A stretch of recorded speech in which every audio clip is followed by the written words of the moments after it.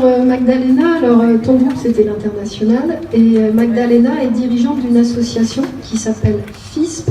Alors c'est français pour l'insertion sociale et professionnelle en Europe et tu es surtout basé dans le 18e, mais pas que. 18e, 17e. Voilà. Bonjour. Oui, ça va pas être très long. Oui, bonjour à tout le monde. Oui, donc mon association, juste pour rebondir, en fait, on intervient dans le 18e et dans le 17e. C'est une association pour apprentissage du français pour les migrants, les réfugiés. J'organise un atelier de lecture à voix haute. J'ai travaillé avant au centre social ENS comme coordinatrice pédagogique des ASSOirs. Maintenant, j'interviens au centre social Maison Bleue. On a changé de quartier, c'est avec l'association. Dans le deuxième action, c'est les projets européens auxquels on participe, mais je vous parle ça tout à l'heure dans le cadre justement de notre atelier, qui s'appelait Comment réinventer... Non, c'était... parfois je ne peux pas me lire. Le travail social en France à la lumière des pratiques internationales. Donc, quand on nous parlait d'international, donc se demander est-ce qu'on pense à l'Europe ou on pense vraiment à l'échelle mondiale, parce que les pratiques vraiment de travail social, ce qu'on connaît en France, c'est plutôt vraiment on peut les comparer plus sur l'échelle européenne. Mais bien sûr, vu notre public aussi qu'on a pris en compte, qu'on reçoit de plus en plus, qui sont les migrants, donc oui, en fait, on parle sur l'échelle vraiment globale, en fait, du mondial. Oui, on s'est dit qu'il y a vraiment besoin, en fait, d'échanges d'informations.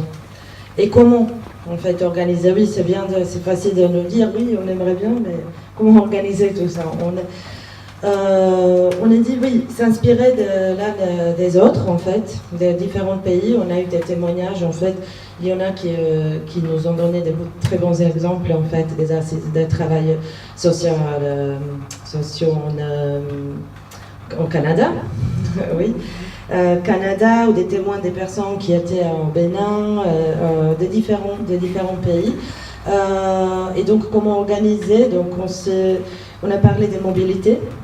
Donc, il existe sur le Erasmus+, par exemple, se tourner vers ça, organiser vraiment des échanges, des étudiants. En fait, c'est pas un programme très difficile. Il faudrait juste aller sur le site d'Erasmus+ Mobilité. Chaque association, centre de formation peut organiser entre les différents pays les échanges. Ensuite, donc la mobilité, donc inspirer les uns des autres, c'est inspirer aussi déjà des pratiques qui existent. En France, on a parlé des pratiques de tontine, c'est ça? C'est ça qui sont organisées même ici dans le centre social. Donc c'est des personnes, par exemple, de différentes origines et des étrangers qui se retrouvent. Il y a une ouverture, en fait. C'est plus facile parfois de s'ouvrir à la personne qui est peut-être de l'origine, pas parce qu'on est méfiant de français ou quelque chose, c'est juste parce que l'autre personne peut peut-être comprendre certains problèmes. On se retrouve dans les mêmes problèmes. En tout cas, donc, après, on a pris en compte en fait qu'il y a vraiment beaucoup, démographiquement ça change, donc c'est des migrants qui arrivent, et donc les témoins d'assistance sociale qui étaient avec nous, qui considèrent qu'il y a vraiment besoin en fait de se former en ça en fait pour ce domaine. Donc on a parlé aussi de l'autre possibilité de ce projet en fait auquel mon association participe, qui s'appelle le projet Revalue. C'est un projet européen qui a en fait l'objectif insertion professionnelle des migrants. L'idée c'est de former des migrants eux-mêmes pour venir donner leur aide, soit travailler, soit être bénévole dans les centres qui accueillent les migrants. En fait, pourquoi les migrants? Parce que déjà ils parlent plusieurs langues. Parce que beaucoup d'assistants sociaux qui m'ont évoqué ce problème de langue. où ils n'arrivent pas à communiquer. Deuxième chose, c'était parce que c'est des personnes qui ont le même parcours. Et ils peuvent comprendre en fait peut-être plus facilement les problématiques des autres. Et troisième chose, que se passe parfois, on a des migrants, des réfugiés qui sont vraiment très hautement qualifiés et dont les diplômes ne sont pas forcément reconnus pour qu'ils ne se trouvent pas travailler tous dans le restaurant et le nettoyage. Oui. Oui. Et donc c'est ça. Et ensuite, donc c'était ça au niveau de cette formation concrète, en fait, vraiment travailler donc, avec le public. Ensuite, les formations continues.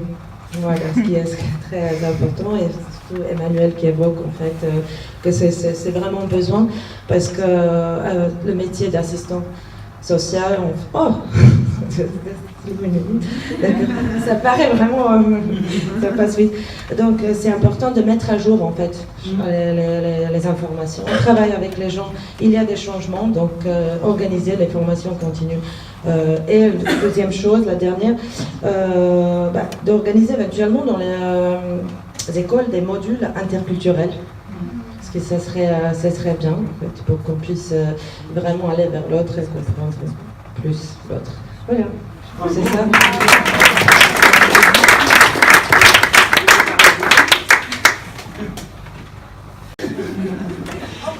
Ouais, je disais, parce que je suis venue vous visiter un petit peu, qu'il serait effectivement intéressant dans le cadre de la formation continue des travailleurs sociaux à l'ENS de pouvoir faire des mini-formations avec des formateurs linguistiques en face des travailleurs sociaux pour expliquer comment on peut s'y prendre quand on ne parle pas la langue de l'autre et comment on peut malgré tout se comprendre.